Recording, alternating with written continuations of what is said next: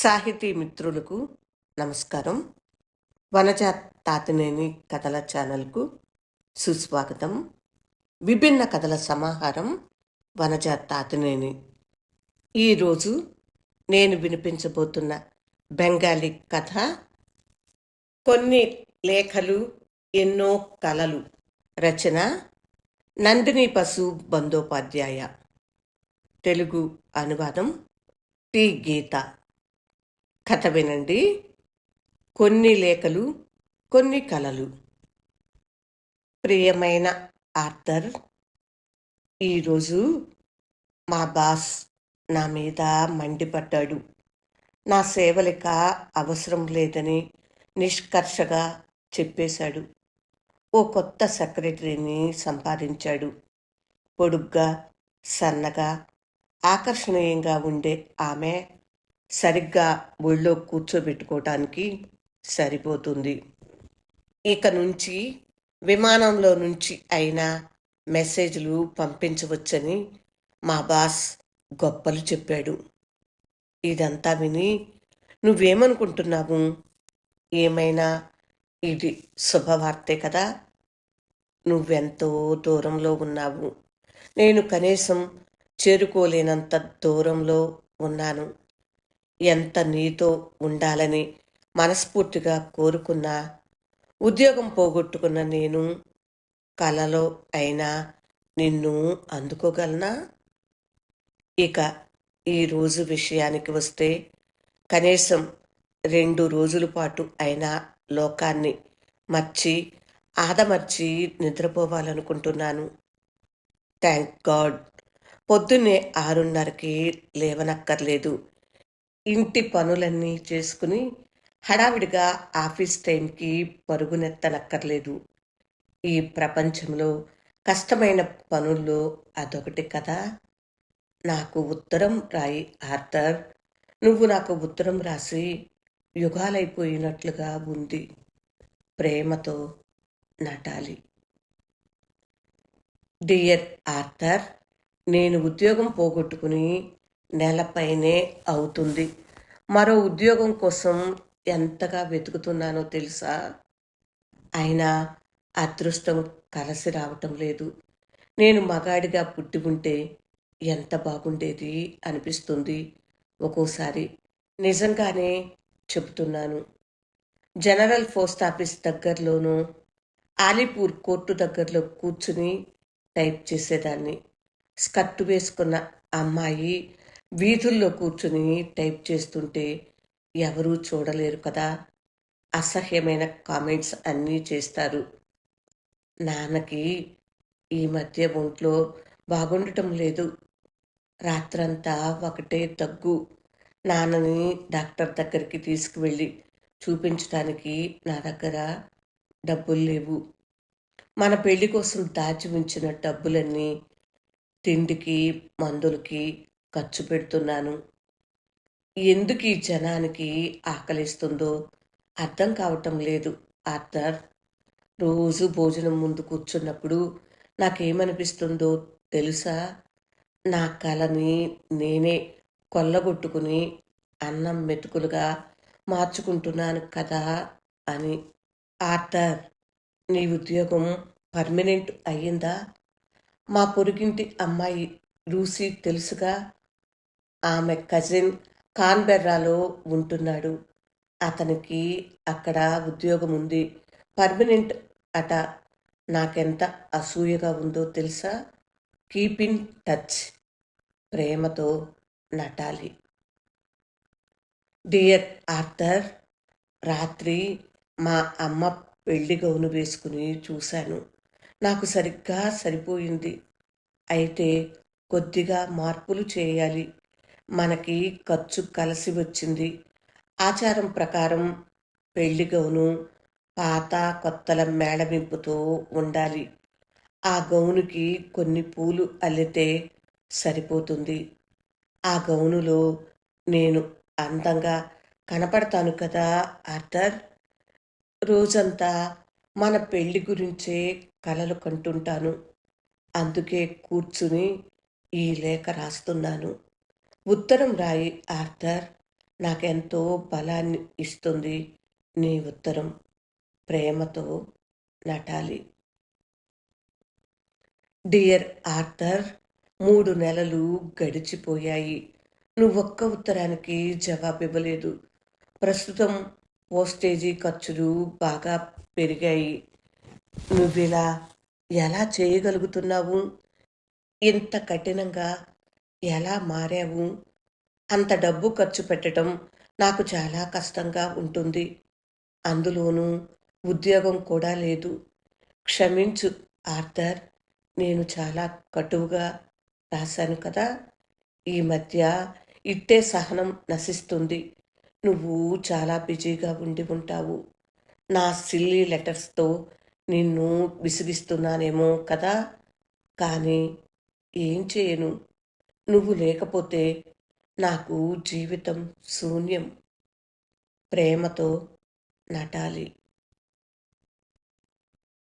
Dear Arthur, నీకో good news.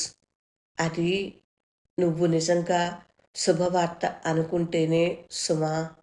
ఓ typing స్కూల్లో టీచర్గా పార్ట్ టైం జాబ్ దొరికింది. జీతం చెప్పుకోదగ్గంత కాదు కానీ ఏమీ లేకపోవటం కన్నా ఎంతో కొంత నయం కదా. నేను డిగ్రీ పూర్తి చేసి ఉంటే ఎంత బాగుండేది. ఈ రోజుల్లో బాగా చదువుకున్న, ఎన్నో అర్హతలున్న సెక్రటరీలను కోరుకుంటున్నారు. అపాయింట్మెంటు యాడ్స్ చూస్తుంటే ఒక్కోసారి భయమేస్తుంది.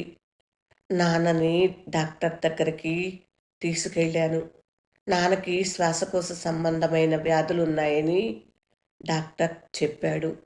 నాన్న లివర్ కూడా సరిగ్గా పనిచేయటం లేదట. నాన్నకేదన్నా అయితే నేనేమవుతాను? మేముండే ప్రాంతం చాలా ప్రమాదకరంగా మారింది. సాయంత్రమైతే చాలు, రిప్పన్ వీధి నిండా పోకిరీగాళ్ళు, జేబు దొంగలు. ఇదంతా చూస్తుంటే నాకు ఒళ్ళు జలతరిస్తుంది. భవిష్యత్ ఎలా రాసి ఉందో ఆ ప్రభువుకే తెలియాలి. నటాలి. డియర్ ఆర్థర్, నాన్న రాత్రి చనిపోయాడు. అన్ని కష్టాల నుంచి నాకు విముక్తి కలిగించాడు. నిద్రలోనే కన్ను మూశాడు. నాన్న శరీరాన్ని నా చేతుల్లో పొదువుకున్నప్పుడు నా మదిలో మెదిలిన ఆలోచన ఏమిటో తెలుసా? అంత్యక్రియలకి ఎంత తక్కువ ఖర్చు పెట్టగలనా అని. జీవితం ఎంత విచిత్రమైనది ఆర్థర్. నాన్నకు శ్రద్ధాంజలి ఘటించేటప్పుడు కూడా నేను డబ్బు గురించే ఆలోచించానా? నటాలి. డియర్ ఆర్థర్, రేపు క్రిస్మస్. నువ్వెళ్ళి రేపటికి ఏడాది.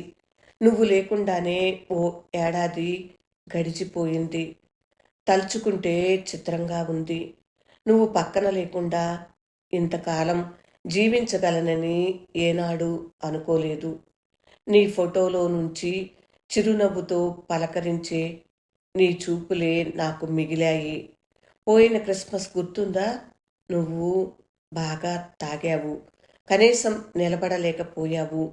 నేను పిచ్చిగా డాన్స్ చేశాను. నిన్ను పిలిచాను. కానీ నువ్వు రాలేదు. నిన్ను కుర్చీలో నుంచి లాక్కొద్దామని ప్రయత్నించాను. నా చేతులు నీ చేతుల్లో చిక్కుకోవటం గమనించాను. నాలో ఏదేదో అయ్యింది. ఆ చిన్నిపాటి స్పర్శ ఎంత మార్పు తెచ్చింది. నువ్వు క్షమాపణాపూర్వకంగా ఏదో గొణిగావు. నేను నీ కళ్ళలోకి చూశాను. ఏదో తెలియని రసాయన ప్రక్రియ జరిగింది. ఆ క్షణమే నేను నిన్ను ప్రేమిస్తున్నానని తెలిసింది. నువ్వు నన్ను ప్రేమిస్తున్నావు కదూ ఆర్థర్? ఆ సాయంత్రాన్ని నేనేనాటికైనా మర్చిపోగలనా? Merry Christmas Arthur. నువ్వు సదా నవ్వుతూ ఉండాలి. నువ్వు ఆనందంగా గడుపుతుంటావని ఆశిస్తున్నాను. లవ్, నటాలి.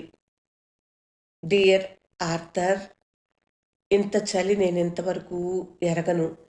ఈ చీకటి ఇరుకు గదిలో శీతాకాలం ఎన్నటికీ ముగియదేమో. మా ఇంటి యజమానురాలు ఇప్పటికే హెచ్చరిక జారీ చేసింది. ఈ నెల అద్దె ఇవ్వకపోతే నేను వీధుల్లో ఉంటానని చెప్పింది. చాలా నిస్సహాయ పరిస్థితి నాది. నా టైపింగ్ స్కూల్ జాబ్ కాస్త పోయింది. నేను ఏదో టెంపరరీ రీప్లేస్మెంట్ కోసం చేశాను. పాత టీచర్ తిరిగి వచ్చింది. నేనిప్పుడు ఫుల్ టైం నిరుద్యోగిని. ఈ ఉత్తరం రాయటం కోసం కొంత డబ్బు దాచాను. కొత్త ఉద్యోగం దొరికితే కానీ నేను నీకు ఉత్తరం రాయలేనేమో. నటాలి. డియర్ ఆర్థర్, చాలా చలిగా ఉంది. నా చేతి వేళ్ళు వంకర్లు తిరిగి నొప్పిగా ఉన్నాయి. నా పెదాలు నీలం రంగులోకి మారాయి. ఓ చల్లటి దట్టమైన చీకటి నా చుట్టూ ఆవరించుకుని ఉంది. నిన్ను వేలాది సార్లు పిలిచినట్లు నీ నామస్మరణే నాకు గోరువెచ్చనితనం ఇస్తుందని భ్రాంతి చెందుతున్నాను. నువ్వు తిరిగి రావని నాకు అర్థమైపోయింది. అయినా నిన్ను పిలుస్తూనే ఉన్నాను. నిన్ను తాకినట్లు, నీ కళ్ళల్లోకి అలాగే చూస్తున్నట్లు. అవే భ్రమలు, అవే ఆశలు. నువ్వు మరపురాని ఓ అద్భుతానుభూతి ఆర్థర్. ఆ భావనలోనే నేను చనిపోయినా నేను బాధపడను. ఇప్పుడు పెళ్లిగౌను వేసుకుని ఉన్నాను. చివరి ఘట్టం కోసం అలంకరించుకున్నాను. ఆర్థర్, ఇది నీకు నా చిట్ట చివరి ఉత్తరం. ఈ లేఖ నీకు అందేటప్పటికీ నేను వెళ్ళిపోతాను. నీకోసం చాలా కాలం ఎదురు చూశాను.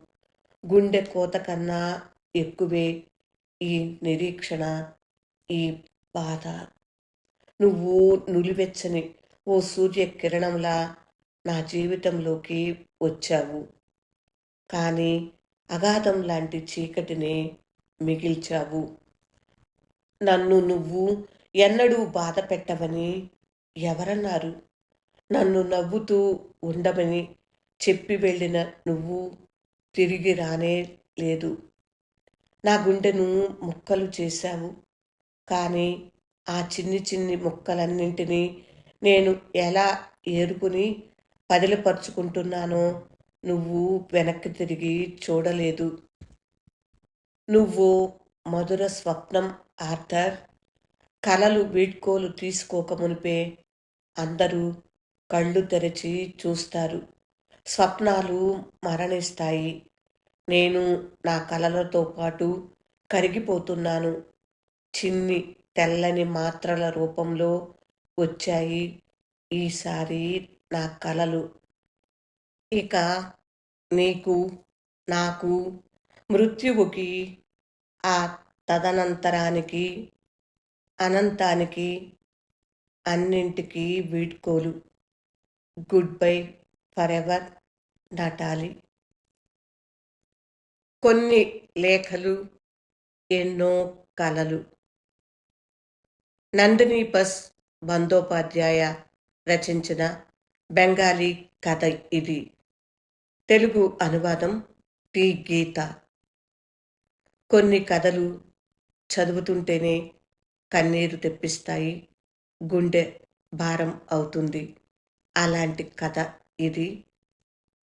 కథ మీకు నచ్చిందా ఫ్రెండ్స్? నచ్చినట్లయితే లైక్ చేయండి, షేర్ చేయండి. ఇంకా నా ఛానల్ని సబ్స్క్రైబ్ చేయనట్లయితే సబ్స్క్రైబ్ చేయండి. విభిన్న కథల సమాహారం వనజ తాతినేని. వింటున్నందుకు హృదయపూర్వక ధన్యవాదములు. నమస్తే.